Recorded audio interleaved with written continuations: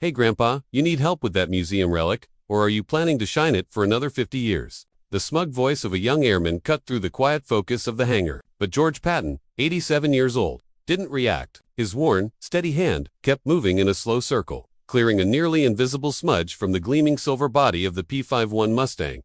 He could feel their stares, amused, impatient, mocking. 3 young airmen in crisp fatigues lingered near the hangar's open doors, trying to look authoritative. One of them, a senior airman named Torres, stepped forward. I'm serious, old man. You got a work order for this. This area is restricted.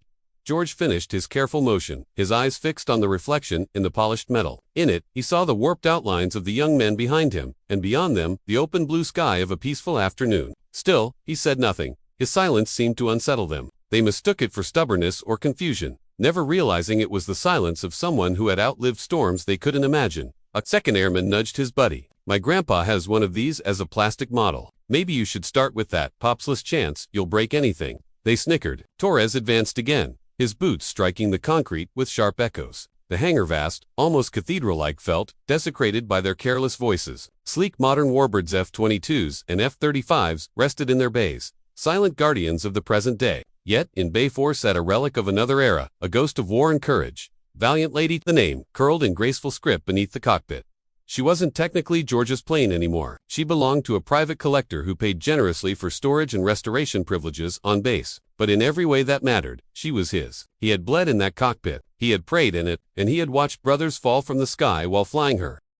I asked you a question, Torres repeated, his voice sharpening. I need to see your base credentials. Now. Slowly, purposefully, George straightened. The motion was stiff, accompanied by the quiet protest of joints that had weathered nearly 9 decades of life. When he turned, the young airmen were met with pale, clouded blue eyes that held such quiet depth that Torres instinctively stepped back.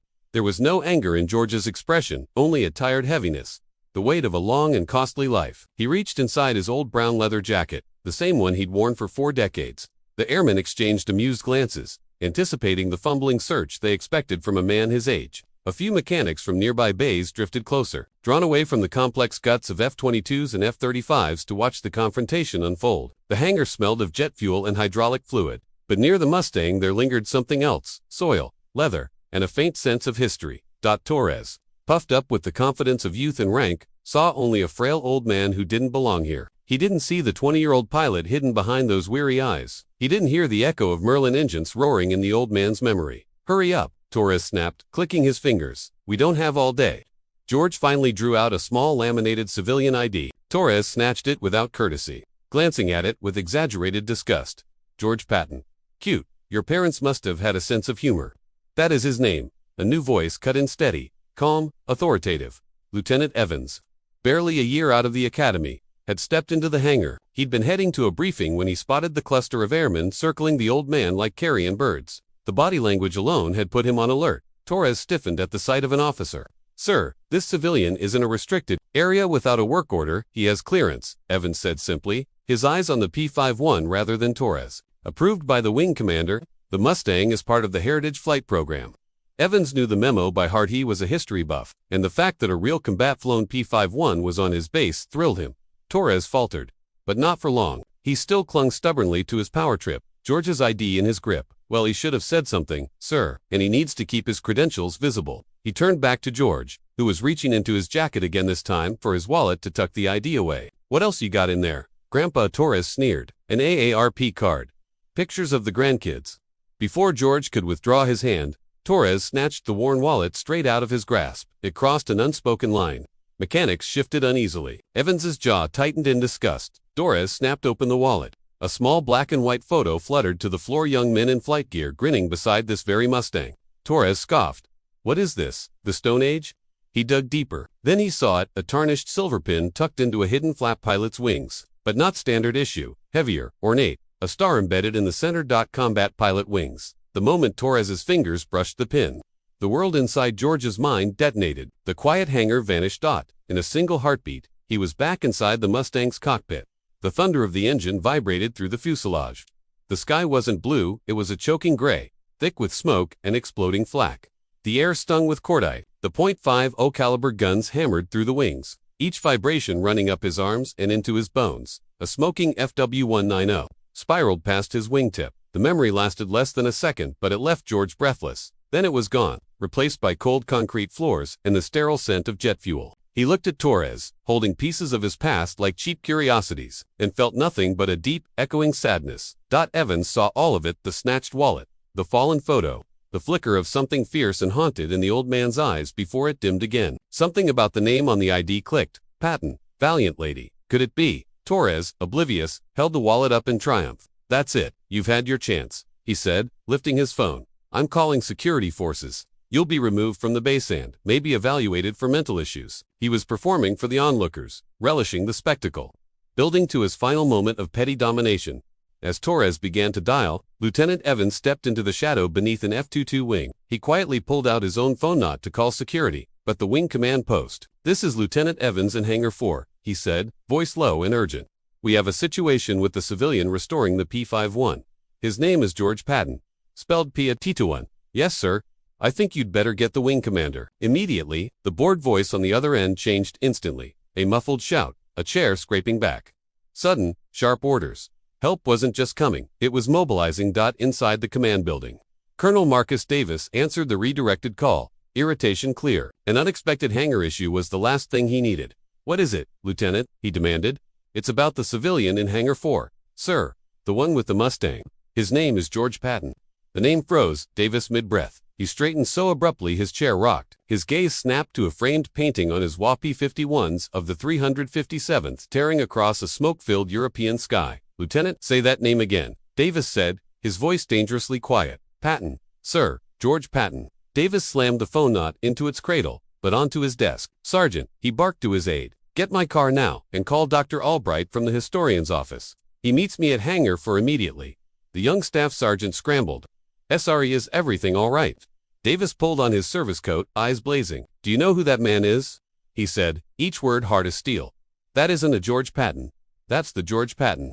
He grabbed his cap. They called him the Ghost of Bastogne. He's a living Medal of Honor recipient and my airmen are. He cut himself off, fury choking the sentence. God help them. Back in the hangar, Torres was savoring the last seconds of the power he thought he still had. Evans had stepped away. The old man stood silent and unbowed, and Torres was enjoying every moment of his imagined victory.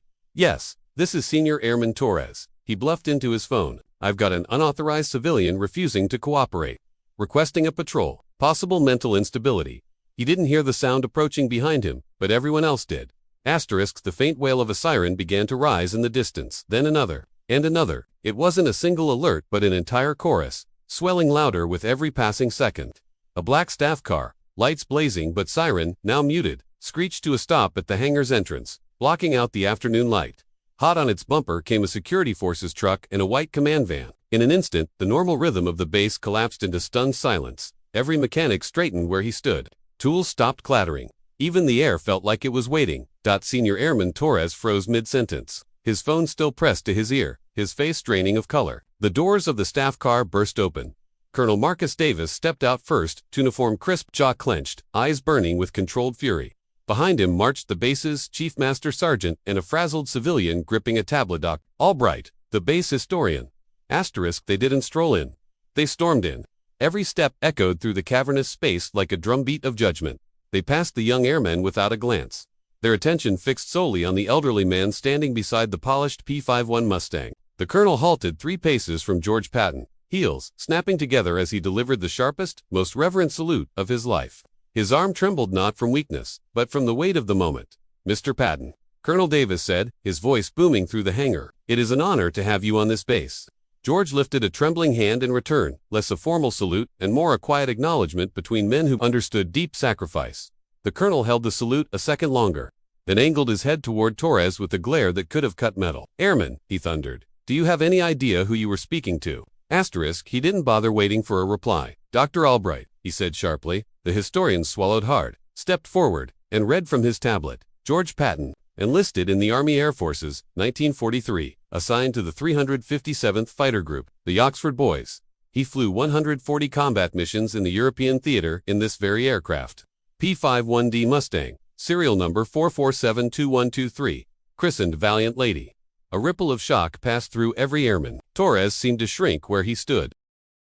He achieved 22 confirmed aerial victories, Albright continued, voice strengthening. A triple ace, recipient of the Distinguished Service Cross. The Silver Star, with 3 oak leaf clusters. The Distinguished Flying Cross with a silver cluster. He paused. And the Congressional Medal of Honor. The words fell heavily, reverently. The Medal of Honor, the symbol of impossible courage. Suddenly, no one saw an old man. They saw a legend. Albright cleared his throat and read the citation. On December 24, 1944. During the siege of Bastogne, then Captain Patton, flying alone after his squadron was scattered, engaged a formation of 12 German Ru-88 bombers attacking the encircled 101st Airborne. Wounded, and with a heavily damaged aircraft, he broke up the bombers' formation, downed for enemy aircraft, scattered the rest, and nursed his crippled Mustang back to Allied lines. His actions saved hundreds of American lives. Silence swallowed the hangar whole. Colonel Davis finally lowered his salute, though his fury now burned hotter.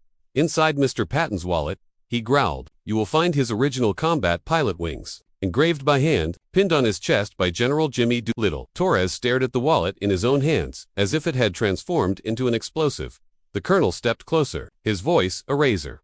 "You disgrace that uniform. You disgrace this Air Force. You disgrace every man who ever climbed into a cockpit knowing he might not come home. You looked at this hero and saw an inconvenience." He turned to the Chief Master Sergeant. "Chief, their names. All of them. They will report to my office at 0600 for their first lesson in Air Force heritage. They will begin by writing a 10,000-word essay on the 357th Fighter Group. We'll decide afterward if they deserve to keep wearing this uniform."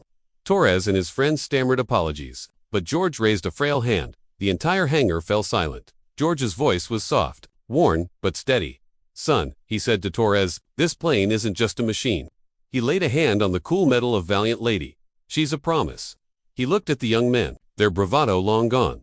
"We didn't fight for medals or parades. We fought for the boys beside us. Respect isn't about fear or rank. It's about remembering the promises that were kept, so you can stand here, safe, today." The colonel gently retrieved the wallet from Torres's trembling grip and handed it back to George. The old pilot opened it and touched the tarnished wings. The memories flooding back Doolittle, the field hospital, the weight of survival. The aftermath came swiftly.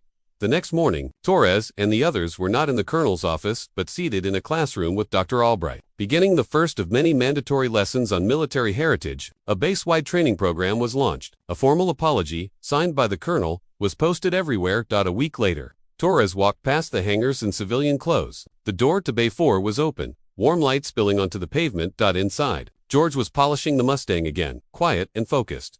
Torres hesitated, then stepped forward. "Sir," he said softly. George turned, studying him. The shame and sincerity in the young man's eyes were unmistakable. "Sir, could you tell me about her, about Valiant Lady?" George looked at him for a long moment, then a faint, genuine smile crept across his face. "Pull up a crate, son," he said, patting the shining wing of the Mustang. "Let me tell you about the time her engine breathed its last over the Ardennes."